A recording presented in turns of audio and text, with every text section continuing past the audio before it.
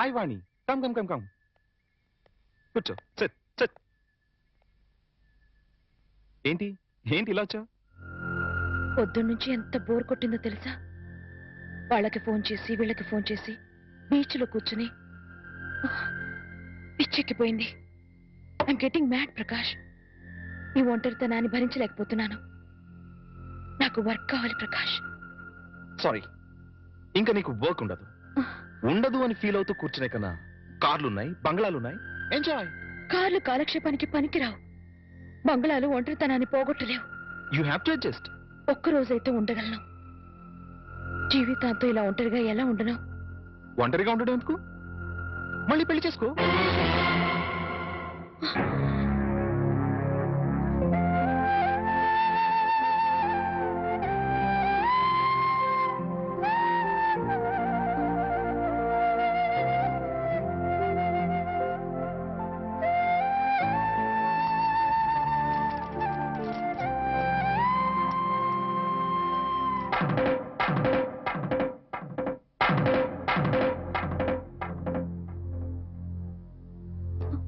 పొద్దునుంచి అత్తయ్య మామయ్య కనిపించడం లేదు, ఎక్కడికి వెళ్ళారు?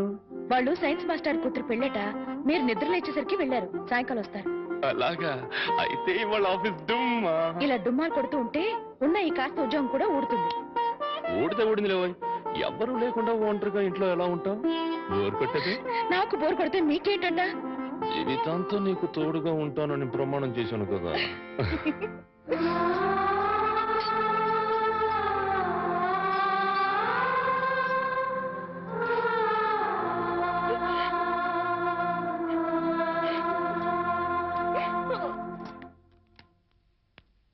గురుజీ, ఉత్తరం రాసి పెట్టండి. నేను నీకు రాసి పెట్టమంటారా? నువ్వే రాసుకున్నాడు. నేను రాస్తే నేనే వెళ్ళి చదవాలి. అంత బ్యాడ్గా ఉంటుంది మన రైటింగ్. రాయండి ప్లీజ్. చెప్పాడు, ప్రియమైన మామయ్యకు, ఇక్కడ మేమంతా క్షేమంగా ఉన్నాము, మీరంతా అక్కడ క్షేమం అని తెలుస్తాను. రాశారా?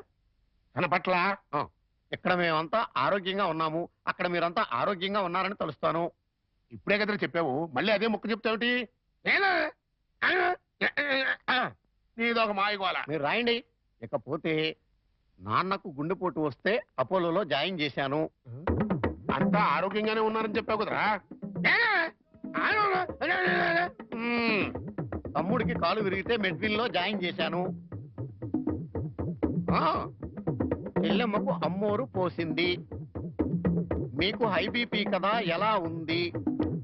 అత్తగారికి ఉబ్బసం తగ్గిందా? మరిదికి టీబీ తగ్గిందా? ఇది చెప్పడానికి ఉత్తరం కూడా ఎందుకురా? All out, start immediately and Telegram ఇస్తే సరిపోలా?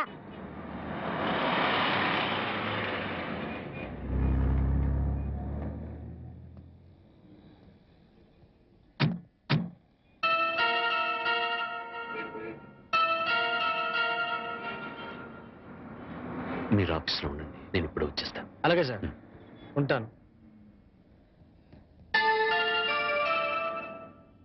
వాణి, అంకుల్ మీరు ఇక్కడ? ఆఫీస్ పని మీద బొంబాయి వచ్చాను. సడన్ గా నువ్వు ఇక్కడ కనిపిస్తే. అంతా బాగున్నారా? ఇంకా బతికే ఉన్నారమ్మా. అంకుల్. అవునమ్మా, నువ్వు వెళ్ళిపోవడంతో ఎప్పుడూ చలాకీగా ఉండే నీ భర్త ఒక్కసారిగా కుంగిపోయాడు.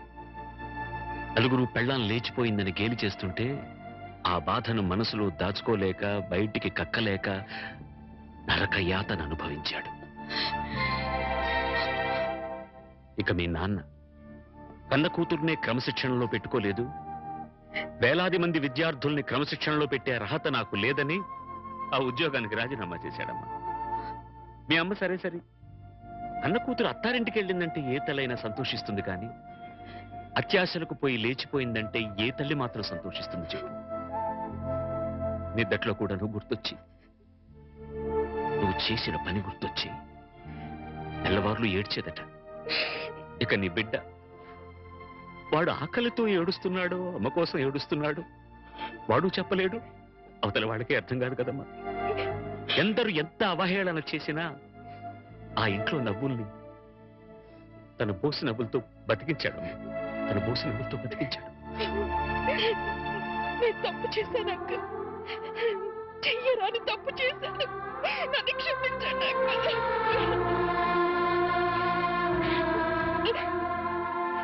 సరిదిద్దుకోవడానికి అవకాశం లేని తప్పు చేసావమ్మా నువ్వు.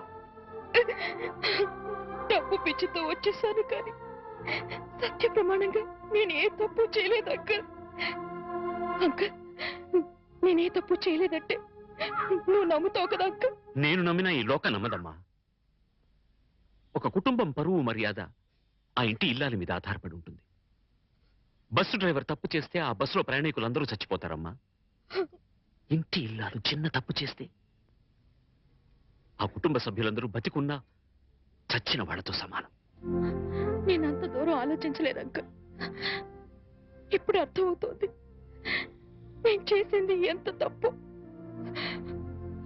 అంకుల్, నేను సంజాయిషి చెప్పుకోవాల్సింది కేవలం ఆయనకి మాత్రమే. నన్ను క్షమించమని ఆయన పాదాలు పట్టుకుని వేడుకుంటాను అంకుల్. ఏం చేసినా నువ్వు పోగొట్టుకున్న స్థానాన్ని తిరిగి పొందలేవు వాణ్ణి. నీ నాన్న రామారావుకు మళ్ళీ పెళ్లి చేశాడు. ఆ అమ్మాయి కూడా నీకు తెలుసు. మీ తెలుగు మాస్టర్ శర్మ గారి అమ్మాయి సీత. అంకుల్, జీవితంలో ఏం సాధించినా ఎన్ని పదవులు పొందినా అన్నిటికన్నా పెద్ద పదవి, గొప్ప పదవి ఇల్లాలు కావడమే. ఇల్లాలినై ఉండి నా జీవితాన్ని చేతులారా నాశనం చేసుకున్నాను. నన్ను నేను నిలువున తగలబెట్టుకున్నాను. అంకుల్, అంకుల్, నేను మీతో వచ్చేస్తాను అంకుల్. నేను నన్ను తీసుకెళ్లరు. వాళ్ళంతా ఇప్పుడిప్పుడే కోలుకుంటున్నారమ్మా. చేసింది ఏదో చేసేసావు. నువ్వు వింటానంటే ఒక చిన్న సలహా చెప్తాను. వాళ్ళకు మళ్ళీ కనపడి వాళ్ళ జీవితాల్లో కల్లోలం లేపక వాణ్ణి. ఈ మాట చెప్పడానికి నాకు చాలా బాధగా ఉన్నా చెప్పక తప్పదు కాబట్టి చెప్తున్నానమ్మా. తర్వాత నీ ఇష్టం. వెళ్తా.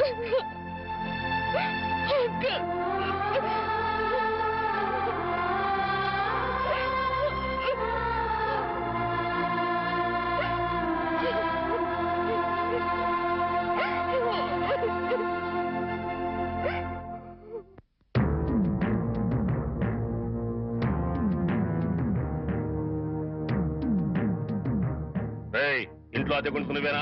నేను అద్దెకుంటలేదు, నేను ఇంటి ఓనండి.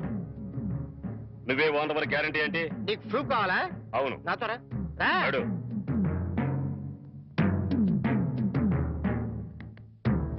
ఈ నెల అద్దె ఎప్పుడు కడతావు? కడతాన్రా. మా రౌడీ గారు వస్తే నీ ఒంటి కట్లు కడతాన్రా. అద్దె అడిగితే సిలిండర్ వేసి ఇస్తావేంటి? అదేగా కడతా, తప్పకుండా కడతా. హెడ్ తాకట్టు పెట్టాను సరే కడతా. సరేనా? కడతా కదా.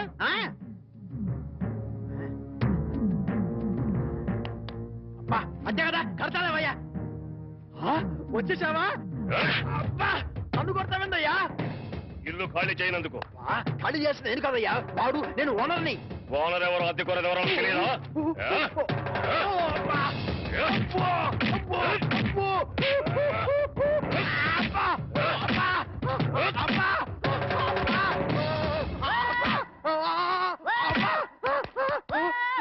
ఆడెళ్ళిపోయి చాలాసేపు అయింది. మనతో పెట్టుకుంటే రంగు పడుద్ది. పడిందిగా. అది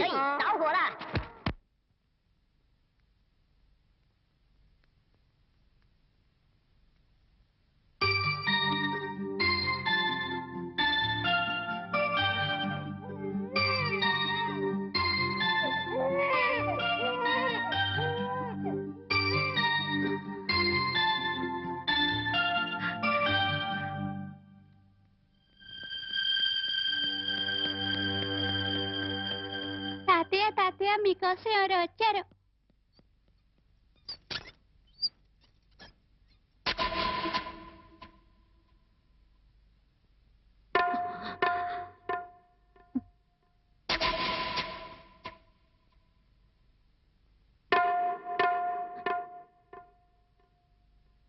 ఎవరమ్మా నువ్వు? చెప్పమ్మా, ఎవరు నువ్వు? నువ్వెవరో నాకైతే తెలీదు. ఒకవేళ మా ఆవిడికి ఎవరో తెలుసేమో. ఒక్కసారి పిలుస్తానుండమ్మా. పూర్ణ, పూర్ణ.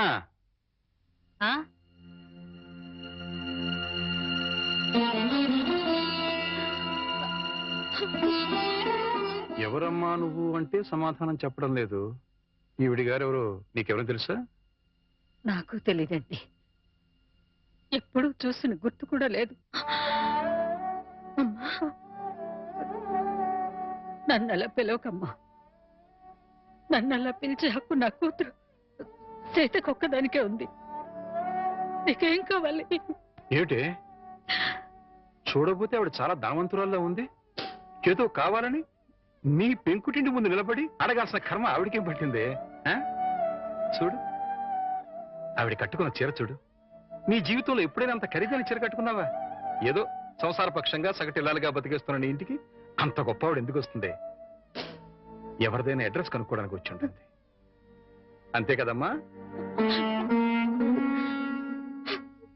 మాట్లాడమ్మా. మాట్లాడితే కదా నువ్వెవరో తెలిసేది. మాట్లాడకుండా ఉంటే ఎలా తెలుస్తుందమ్మా? ఒకవేళ మీ దగ్గర చదువుకున్న అమ్మాయేమో, గుర్తు తెచ్చుకోండి. కాదే, నా దగ్గర చదువుకున్న వాళ్ళకి చదువుతో పాటు సంస్కారం క్రమశిక్షణ కూడా ఉంటాయి. ఈవిడి గారిని చూస్తుంటే ఆ రెండూ ఉన్నట్టుగా లేవు. అందుకని ఈవిడ నా శిష్యులు కూడా కాదు. చూడమ్మా, మా అమ్మాయి గుడికెళ్ళే టైం అయింది. నిన్ను చూస్తే మా అల్లుడికి నీకు సంబంధం ఉందని అనుమానపడే అవకాశం ఉంది. దయచేసి ఇక్కడి నుంచి తొందరగా వెళ్ళిపోమ్మా.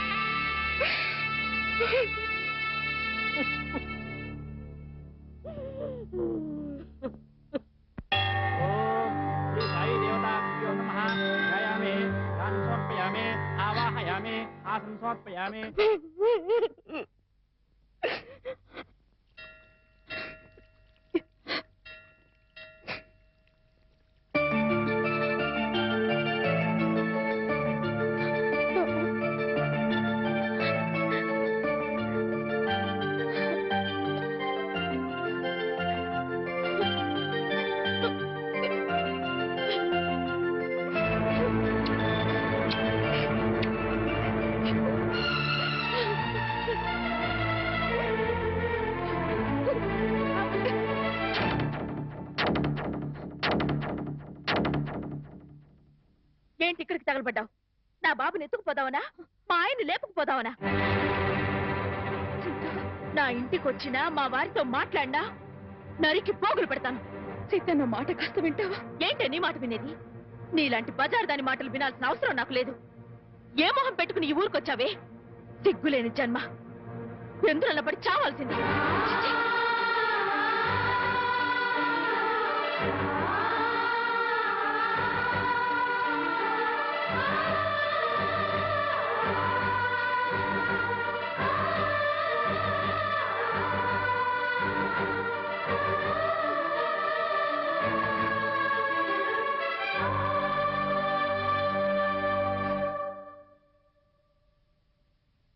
వాణి, వాణి,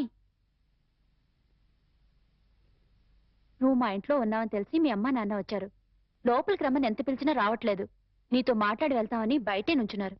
నువ్వు వెళ్ళి మాట్లాడిరా.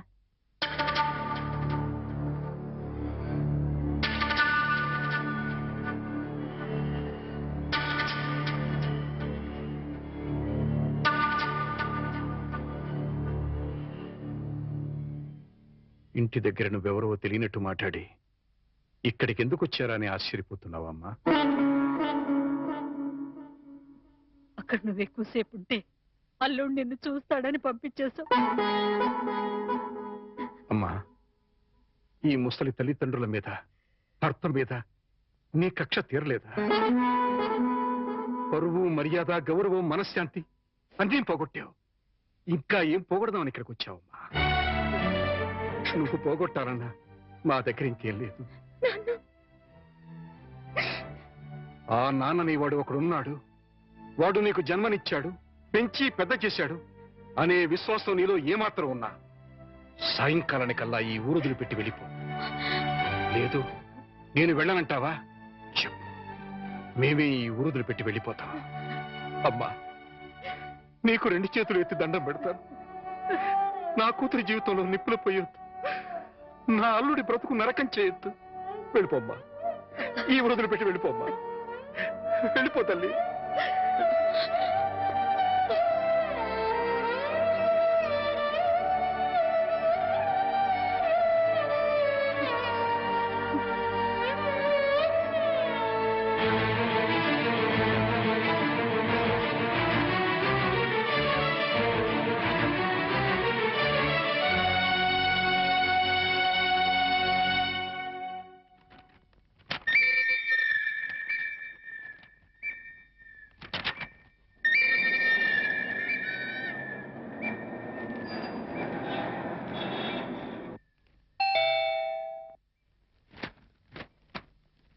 ఎవరు?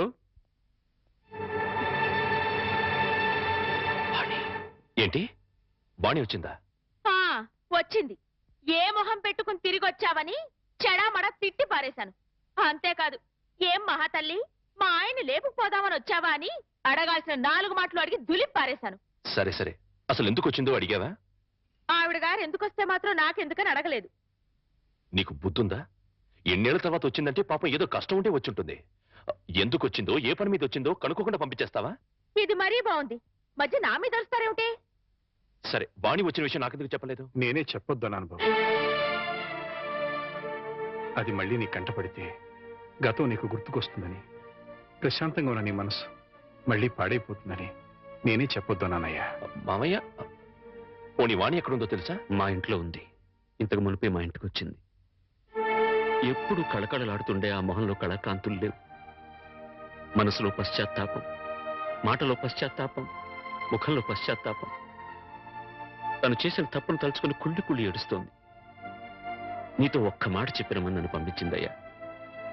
ఇంకో అరగంటలో ట్రైన్కి వెళ్ళిపోతున్నాను అంకుల్. శాశ్వతంగా వెళ్ళిపోతున్నాను. ఇంకెప్పుడు ఎవరికి కనిపించను. ఒక్కసారి ఆయనతో మాట్లాడాలి, తీసుకురావు అని ఆ బిడ్డ దీనంగా అడుగుతుంటే కడుపు తరుక్కుపోయిందయ్యా.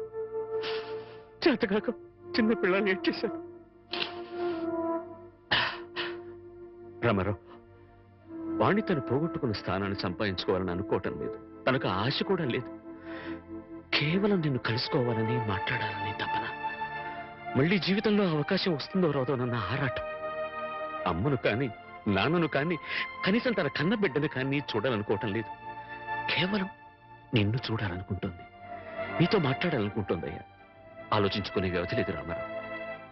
అమ్మాయి వెళ్ళిపోవడానికి టైం అయిపోతుంది. నువ్వు తనను క్షమించినా క్షమించకపోయినా పర్వాలేదయ్యా. ఆ అమ్మాయి క్షమించమని నిన్ను ఒక్కసారి అడగడానికి అవకాశం ఇవ్వు రామారావు. Please please. సీత, నేను వాణితో మాట్లాడుస్తాను. ఆగండి, ఒక్క నిమిషం.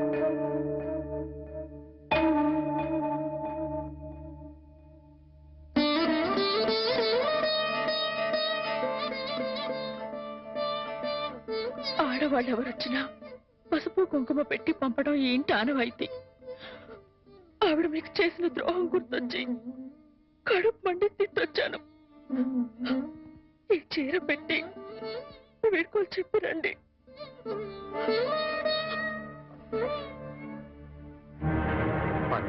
వాణి ఎక్కడ? ఆ గదిలో ఉంది. వెళ్ళు.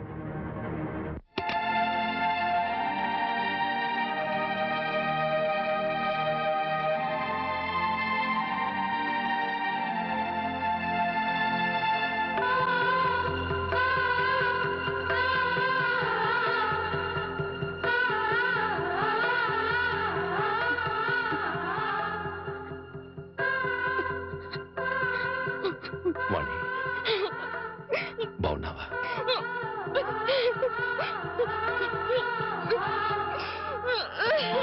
వాణి, వాణి, ఏమిటిది? ఇలా కొంచెం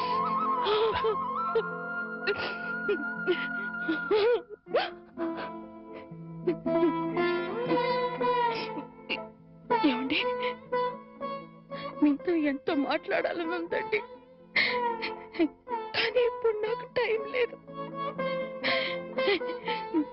నేను చెడిపోలేదండి. ఒట్టండి. ఎవరు నమ్మినా నమ్మకపోయినా నాకు అనవసరం. మీరు ఒక్కరు నమ్మితే నాకు అదే చాలండి. నమ్ముతున్నారు కదా? నమ్మకపోతే నిన్ను చూడటానికి వచ్చేవాడినే కాదు. చాలండి. ఇప్పుడు నాకెంతో తృప్తిగా ఉంది. ఏమండి, ఎవరూ లేని ఒంటరి దాన్ని అయిపోయానండి. వెళ్లే ముందు ఒక్కసారి మీ ఒళ్ళో పడుకుని నాకు మీరున్నారనే తృప్తితో వెళ్ళిపోతానండి. ఒప్పుకుంటారు కదా?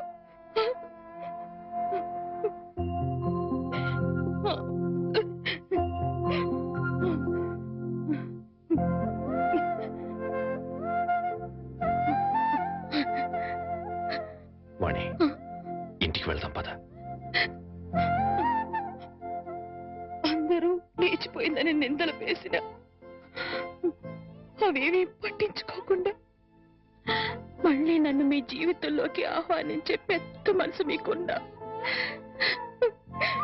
వచ్చే అర్హత నాకు లేదండి.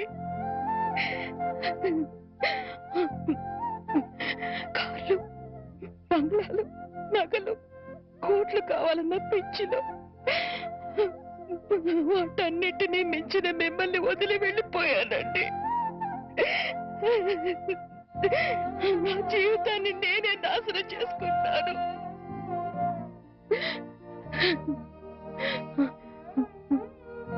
మళ్ళీ ఇంకో జన్మంటూ ఉంటే మీ భారీగానే పుడతానండి. ఆ జన్మలోనైనా అందరూ మెచ్చుకునే భార్యగా జీవితాంతం మీతో కలిసి జీవించాలని కోరుకుంటున్నానండి. ఇక హాయిగా వెళ్ళిపోతానండి.